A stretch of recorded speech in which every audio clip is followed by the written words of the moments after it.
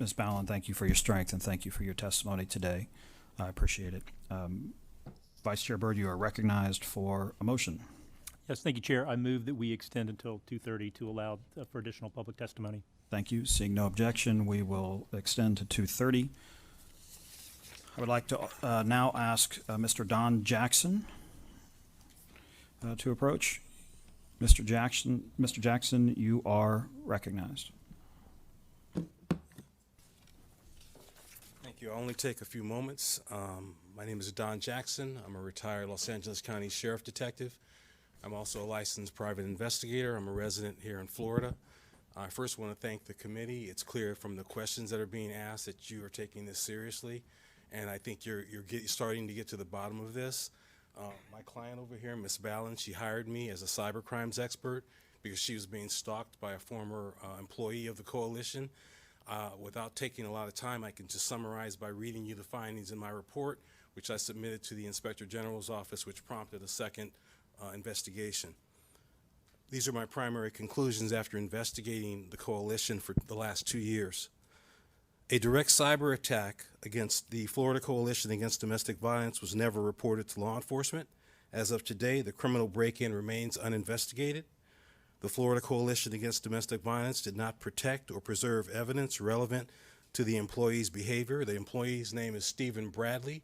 He's a former Leon County Sheriff's deputy, and you really should take a look at his background. And before I forget, there's some evidence that you don't have that you really need to see. I was in Tiffany Carr's deposition 2 weeks ago, and I was in a deposition of another employee, and those answers don't match up with the answers that I heard this morning. So someone needs to get those depositions and compare what's going on. I'll continue. Based on my review of Mr. Bradley's personnel files, he was unfit for employment at the coalition, and that's for multiple sexual misconduct incidents at multiple law enforcement agencies. He never should have been hired. And I know you got a lot of assurances from the staff here that they really go in deep and they do a thorough job. It was a lie. I've been looking at this coalition process that they have for everything. There's no process there. It's all smoke and mirrors. It's just a show. They have a protocol for this and a protocol for that, but if you look underneath the blanket, there's nothing there. Stephen Bradley was forced to resign from the Leon County Sheriff's Office after making false statements. They should have known that through a routine background check. They didn't go to FDLE. I went to each one of his law enforcement agencies where he worked, and there was pretty much dirt or some suspicion or similar conduct, just like Ms. Ballin experienced. He has, the man just, it was a wolf in the chicken coop. They have been operating since their inception with no non-fraternization policy. What organization with a budget that size and that many people has no non-fraternization? In fact, when I contacted the Inspector General to really get to the bottom of it, they said the coalition's main office has no policies at all. No policies apply to anyone there. So I directly asked, well, first I started with the question is, do you have a non-fraternization policy? They couldn't find one.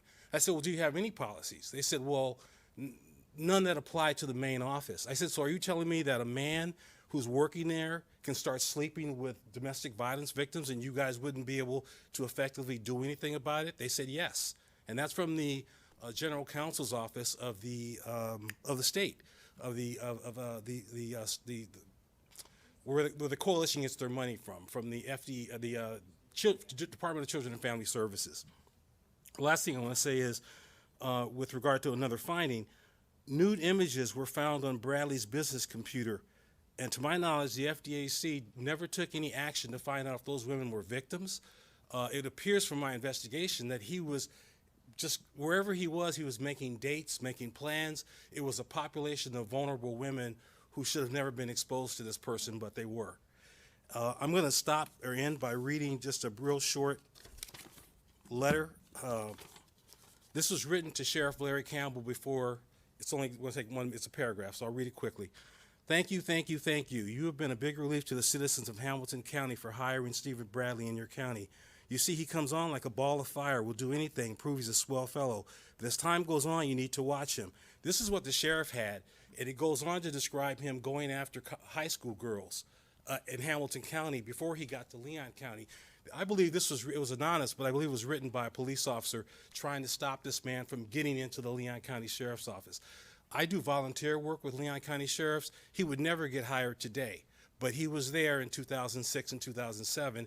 He got out, and then he went on to the coalition, and I can see from more of his background that they didn't do a good job in checking, and he did a good job in lying about his credentials. So there's a lot here. I have more that I'll submit in a report to the committee, and if you have questions for me at a later time, I'd be happy to answer them. I know you're short on time now. Mr. Jackson, thank you. Thank you for your hard work and for staying after this. And Ms. Ballin, I'm sorry. It appears that your victimization went far beyond what your ex-husband did. But thank you for being here today. Well, next is Mr. Pound. Mr. Pound, I am not going to recognize you to speak today. You have been cut off in this committee once before, and you have been thrown out of 2 committees this week. So maybe you can have a little time off and come back next week and try again.